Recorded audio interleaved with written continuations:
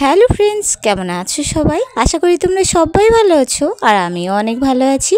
চলে এসেছি তোমাদের জন্য নতুন আরেকটি ব্লগ ভিডিও নিয়ে।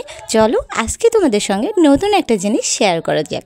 দেখো, তোমরা কি কখনো এরকম দেখেছো যে এরকম করে ধান মাড়াই করা হয়? আগেকার দিনে কিন্তু এটার খুব চলিত ছিল, জানো তো। কিন্তু এখন দেখা যায় না বললেই চলে। এখন কিন্তু মেশিনেই ধান মাড়াই করা হয়। এটা কেন আনা হয়েছে জানো তো? এটা আনা হয়েছে, এগুলো বিরিয়ানির চালের ধান তো, এর জন্য এটাতেই মাড়াই করা হচ্ছে। আর যেগুলো অন্য ধান ছিল সেগুলো কিন্তু মেশিনে মাড়াই করা হয়েছে। সেগুলোও কিন্তু তোমাদের সঙ্গে একদিন শেয়ার করব। দেখো আজকের এই দৃশ্যটা কত সুন্দর লাগছে। চারিদিকে কুয়াশায় ঢাকা আর তার মধ্যে কিন্তু ধান মাড়াই করা। কত সুন্দর একটা দৃশ্য, তাই না?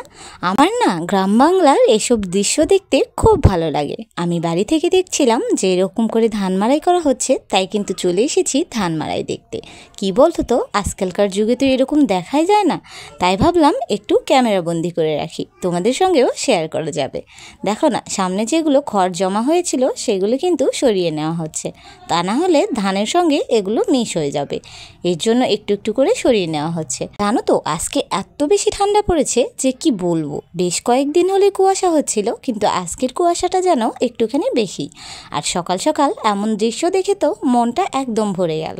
এই ধানগুলো দেখছো, এগুলো কিন্তু সেদ্ধ করা হবে না, এগুলো এরকমভাবে মাড়াই করে শুধু একটুখানি ঝেড়ে রোদে দেওয়া হবে। আর রোদে শুকিয়ে গেলেই কিন্তু মেশিনে ভাঙিয়ে নেওয়া হবে। এতে করেই কিন্তু বিরিয়ানির চালটা ঝকঝকে পরিষ্কার হয়ে যায়। আর নতুন ধান ঘরে উঠলে তো বাঙালির আনন্দ হবেই, এটাই তো স্বাভাবিক। আমাদের ঘরেও নতুন ধান উঠেছে, অবশ্যই তোমাদের সঙ্গে সেটাও শেয়ার করব। নতুন ধান ঘরে উঠলেই কিন্তু নানান রকম বাড়িতে পিঠাপুলির উৎসব হয়। যদিও আমাদের এখানে এটার চলিত নেই, কিন্তু কিছু কিছু জায়গায় কিন্তু এটা করা হয়। নানান রকম পিঠাপুলি আয়োজন করা হয়। তো যাই হোক, চলো আজকের ভিডিওটা তোমাদের কেমন লাগলো অবশ্যই কমেন্ট করে জানিও। যতটুকু পেরেছি তোমাদের সঙ্গে শেয়ার করার চেষ্টা করেছি। চলো দেখা হবে নেক্সট ব্লগে, ততক্ষণ ভালো থেকে সুস্থ থেকো, টাটা।